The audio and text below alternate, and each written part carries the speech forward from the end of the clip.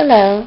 I haven't made a video in a while, so I just wanted to show what I've been working on for the last 2 days. The first batch here is oatmeal milk and honey, goat's milk soap, and I actually forgot to add one ingredient to this. It was the castor oil. So although I super fat it, I'm afraid it's going to be a little too heavy for my taste. So I'll probably wind up cutting it into chunks or shaving it down and using it for embeds and make the oatmeal milk and honey again, and this time just, I don't know, make it a little more pretty and decorative. And this one is cider barrel. I actually made this soap before, but I had a customer who loved it so much she asked me to make her own batch. So this is hers. I'll be cutting this up and sending it to her in a couple of days. And this last one here is called Frosted Berry Wine. And I'm not sure if you can see the color too well, but it's kind of like a mauve, dusty rose with like white and some sparkles in it. I really wanted it to be like a really deep red Merlot, but it didn't quite turn out like that. But it smells really good. It smells just like a bottle of wine. It smells so good. And then here are just kind of some of the batter I had left over from the cider barrel and the berry wine. So I'll just unmold these, of course, let them cure, and add them in as freebies with someone's order. So I'm going to go ahead and cut these, and I'll be back to let you see how they look. Okay, so these are the cut bars, and the first one here is the Frosted Berry Wine, and I made this with goat's milk, and I also added some shea butter to it. It's one of my favorite oils to use now, butters, but it just makes the lather so creamy, and it feels so good on the skin. And goat's milk is just my favorite, as my skin just loves goat's milk. I recently got some soap from Cherie Lynette, Ariel Secret Garden, and I got the Mardi Gras for myself, and I purchased the rose, I think it's rose and dragon's blood for my sister, and I'll find out how she liked hers. But I've been using the Mardi Gras, and I love it. It just makes my skin so soft. So I just love goat's milk. And this is, I also added some glitter to the top. It's not on the entire top. I tried to just sort of frost the white portion for like the frosted berry wine theme. So that's that.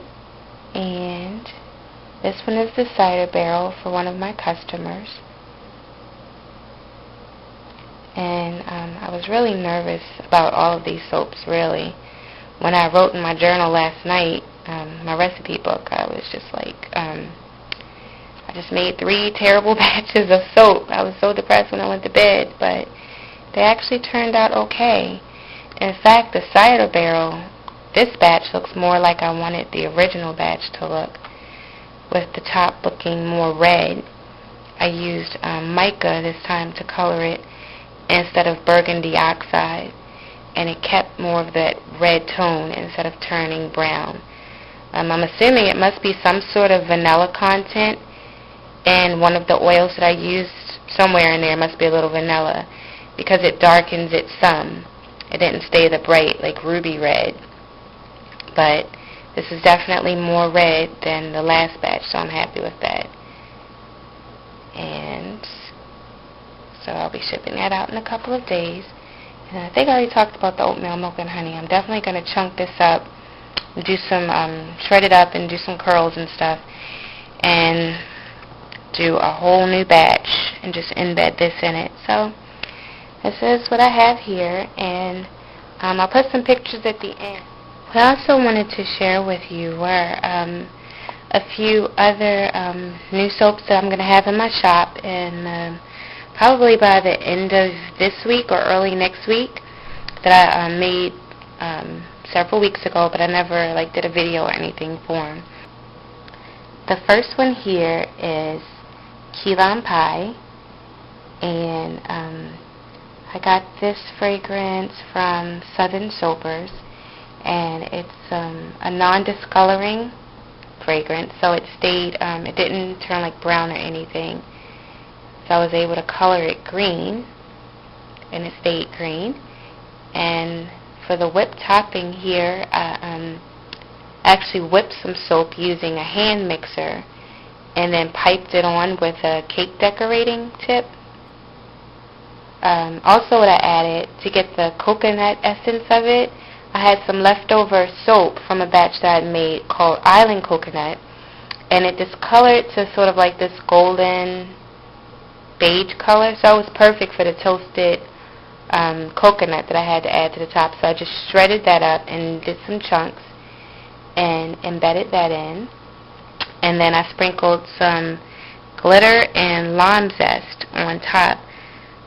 I'm not sure if you can see the detail too well on this, but I'll post some pictures of all of these soaps at the end of the video.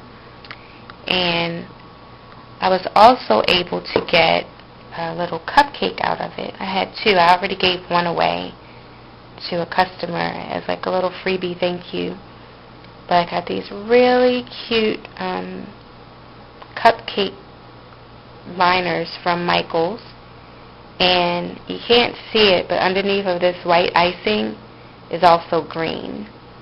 I don't want to pull this down because it's stuck on really nice. So, but underneath is green, and then I piped the little, I don't even know what to call them, stars on top using the cake decorating tip. And then once again also sprinkled some glitter and lime zest on it.